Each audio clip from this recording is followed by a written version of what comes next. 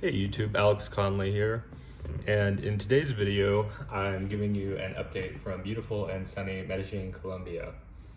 And you might be asking, what brings me here to Medellin, especially during a pandemic? So I'm going to briefly go over that, and then I'm going to tell you about a little bit about this neighborhood, and we'll go from there. So why am I here? So basically in the States, I have a limited support structure, and I had a really hard time finding a quiet place to live. And I tried everything. I tried looking for apartments. I tried getting an Airbnb, etc., and just kept dealing with a lot of noise. And it came down to me looking at spending something like $3,000 a month to rent a house in a nice neighborhood, or, basically leaving. There's really no other alternative, and I cannot afford $3,000 a month for a house rental just for a quiet place to work and study. So I'm working and studying on computer science. I take math courses and computer science courses, and these courses are extremely strenuous and difficult and require a lot of time and energy, and the material is very difficult, precise, and you can't really afford to make a lot of mistakes when you're attempting to learn something like that to work in it as a career. So I started kind of browsing and trying to find what are the countries that are open to Americans. And so basically I found that Colombia was open, and several other countries came to mind as well. I took a look at Serbia. I took a look at Armenia. I took a look at Mexico. I took a look at Ecuador. And of these options, I found that Medellin seemed to meet most of my criteria that I was looking for. I was looking for milder weather. Where I came from in the States, very, very cold right now. 2, I'm looking to have a lower cost of living where I can afford a very quiet place to stay, where I can work and study, get a lot of things done, and make a lot of progress in my education, but without breaking the bank, without spending thousands and thousands of dollars like I would spend in the United States to have that kind of experience. 3, I wanted a place that was different than where I've been before. So I haven't been to that many countries, definitely not as many compared to, I'm sure, many of you guys. So I've been to 10 countries up to visiting Medellin in Colombia. So Colombia is number 11 for me. And so that was a big appeal to me. It's like, oh, well, I've never been to South America. I've been to Mexico prior to this trip, but I've never been to South America. I've only traveled to various parts of Asia. I've been to a number of different East and Southeast Asian countries, but never south of Mexico. And I was like, well, why don't I give it a shot? I mean, I don't know a ton about it, but I did a lot of reading. I read that there's really good weather here. The people here are gorgeous, depending on your preference.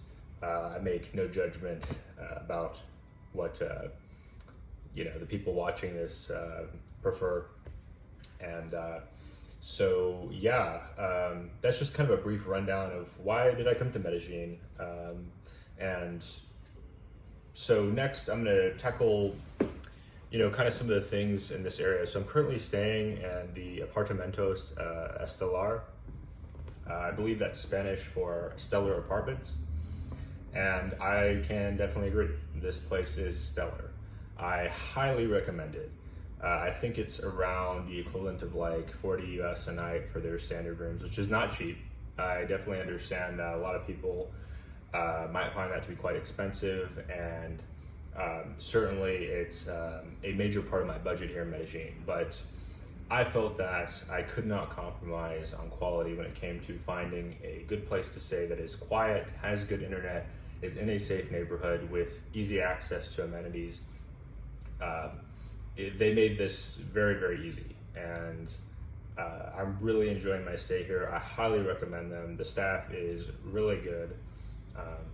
The offer that I booked includes the breakfast buffet. So each morning, if I'm hungry, I just go down to the 6th floor and I have breakfast, and I'm not having to order anything. I'm not having to cook anything. I'm not having to make really any decisions. They have their choices there, and I asked the gentleman helping with the service to serve what I would enjoy eating.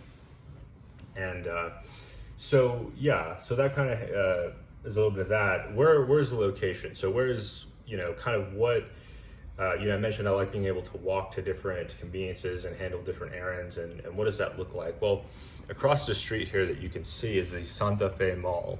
And Santa Fe is known to be, in many people's minds, I think, the premier mall in Medellin. And the reason for this is because it's really centrally located in the El Poblado neighborhood. You've got in the El Poblado neighborhood a lot of different hotels and restaurants. It's kind of the expat premier neighborhood in Medellin. A couple others that are really popular among expats that I've heard good things about, Envigado and Lorales. Still learning Spanish. My Spanish is not the best yet. And so across the street at Santa Fe, if I'm hungry, if I'm hungry for lunch, if the breakfast buffet, I've worked it off by walking, I go across the street there. They have a number of different options. They also, I think, they have multiple cafes in the mall. They have, what else do they have? If you see over there, there's a gym. So there's people working out like right in here. And that's like really motivating for me because in the last year, have gotten lazy about the gym, and seeing people working out all the time is like, every time I look out my window, it's like, oh, well, look at that. Somebody's, working hard. I don't have any excuse.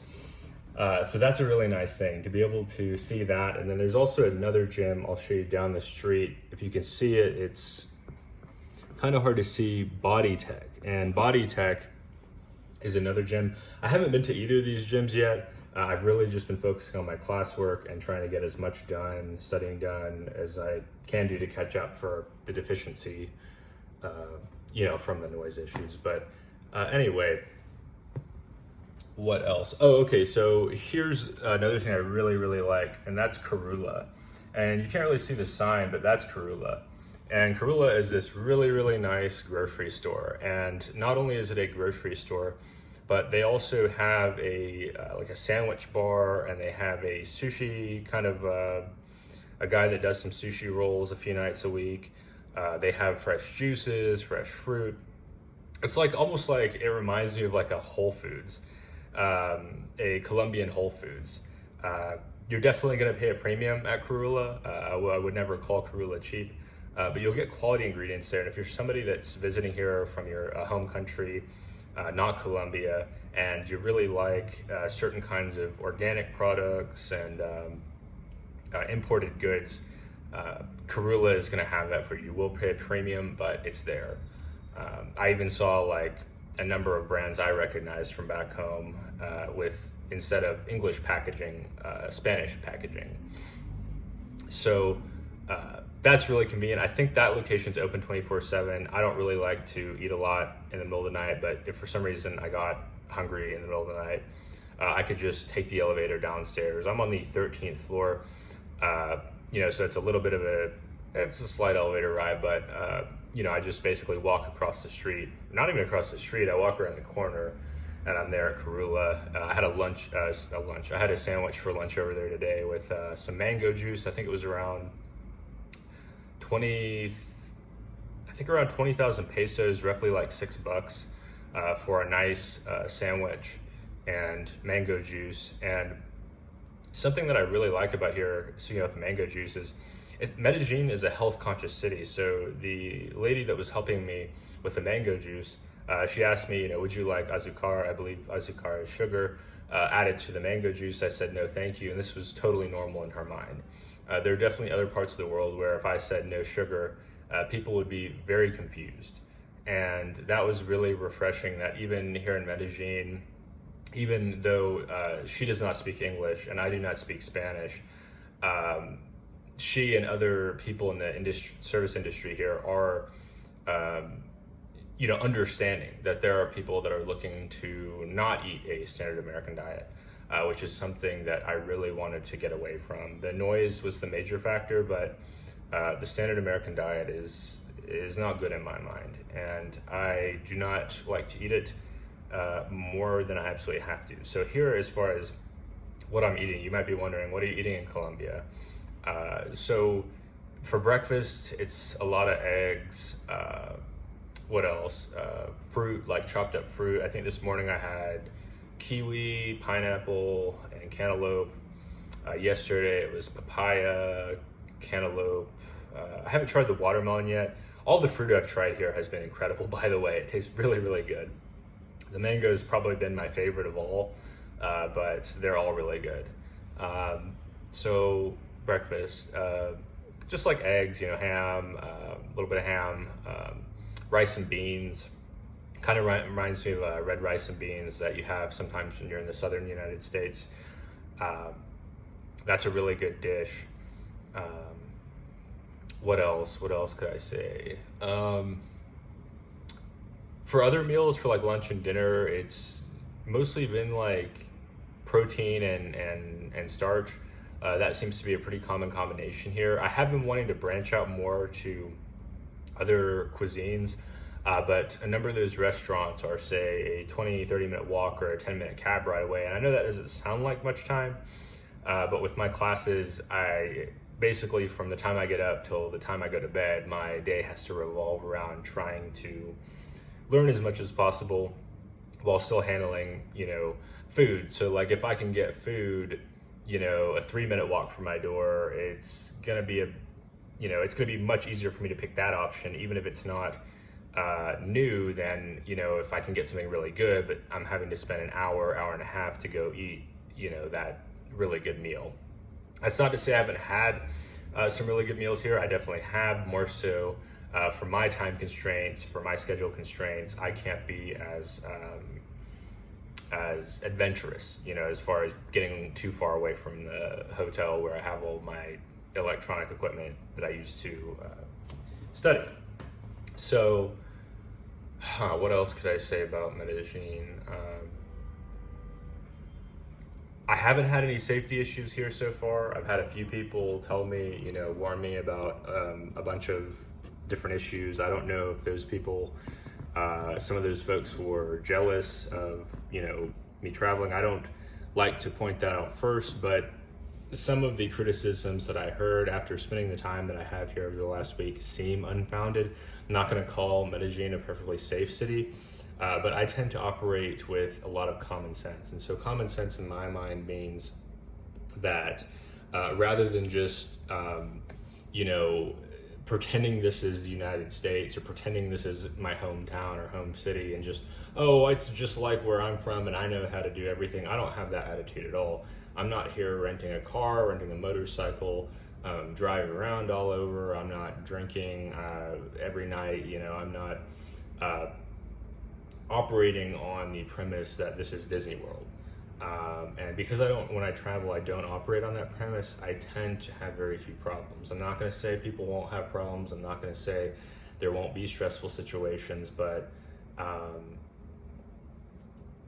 so far I haven't had issues. If it changes, I'll definitely let people know. I'm not going to lie and pretend I can guarantee it will be a totally perfect trip here, but so far I've been doing most of what I like to do, and I haven't run into issues. Now I have been in the city the whole time. I haven't adventured outside of the city yet. I'd like to kind of take some time to do that on perhaps spring break. But this city has really exceeded my expectations, and it seems like that happens a lot, but I have to say it anyway. It seems like many of the times I travel, a lot of people try to dissuade me, or they tell me the place isn't that great, or blah, blah, blah, blah, blah.